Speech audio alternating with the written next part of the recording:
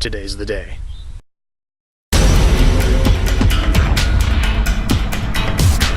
So I built myself a new quenching vat out of PVC. I don't know how well it's going to take the heat, but I guess we're going to find out. It's full of 5W20 motor oil, brand new, never been used. So that should help with making sure that it doesn't warp the steel due to, you know, the used motor oil having little particles and stuff in it.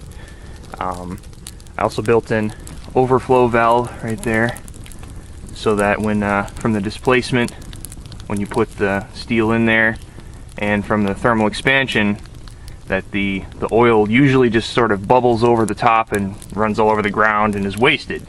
But in this case, it's going to overflow down into this tube and be collected nice and good, and I can just lift up on it and it will just run right back into the quenching vat. So hopefully I won't have to worry about wasting oil now.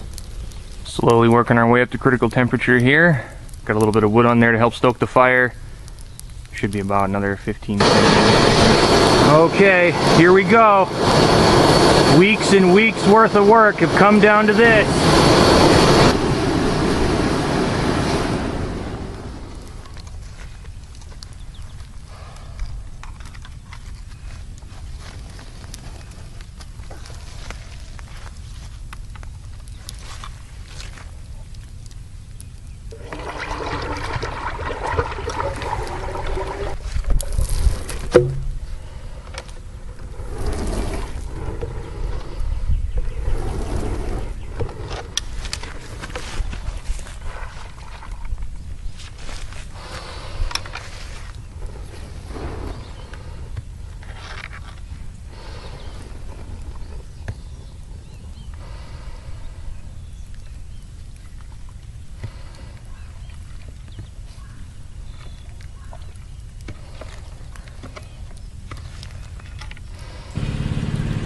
Alright, and there it is.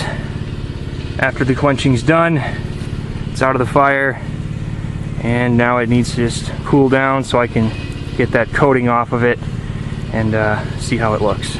Alright, so after a lot of testing and some scaling, the sword is finished with the quenching process and looks like it was a rousing success, as the file pretty much no longer removes anything from it, so that means that this here is now as hard as the file itself, which means that the quenching process was a success. So next up we'll be doing the tempering. So now I'm basically just going to lay the steel on top of the coals, and about every 10 minutes or so I'm going to have to flip it over and check to see if it's still up at around 500 degrees. If it's a little too hot, I got to move it away from the coals. If it's a little too cold, I got to stoke the coals a little bit.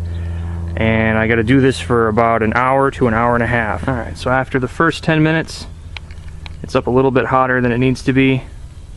But that's okay, because I want to make sure that the tip right there gets good and heated so that it doesn't have any problems with snapping.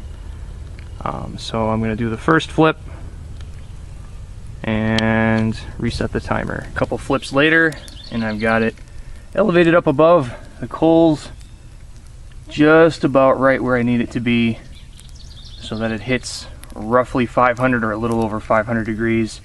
Still flipping it every 10 minutes.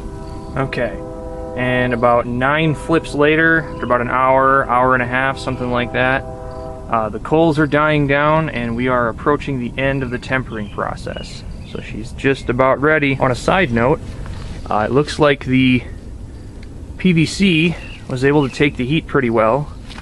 Let's see if I get a little bit extra oil in there. Little bit, not much.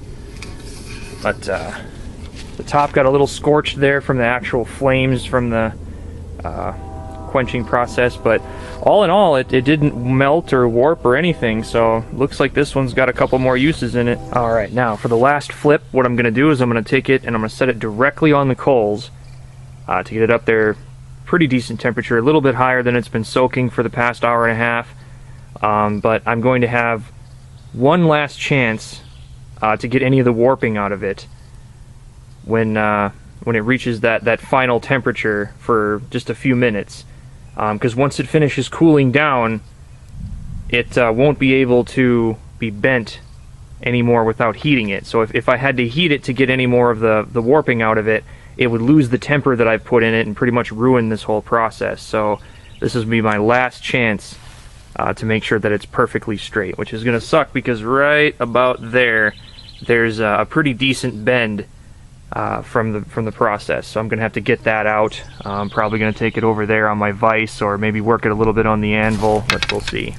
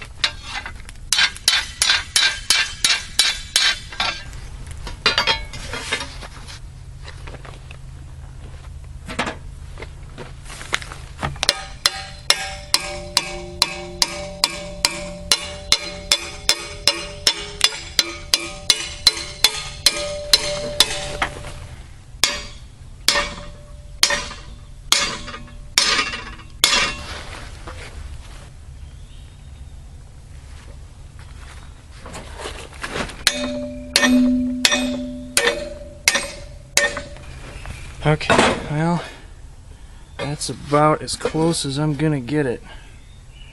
God, even putting it in the vise, I can't bend it anymore now. So it's pretty much indestructible at this point. Well, we are approaching the home stretch now, so there's not a whole lot of work left to do on it. Mostly now it's going to be shining and buffing, and then a little bit of etching.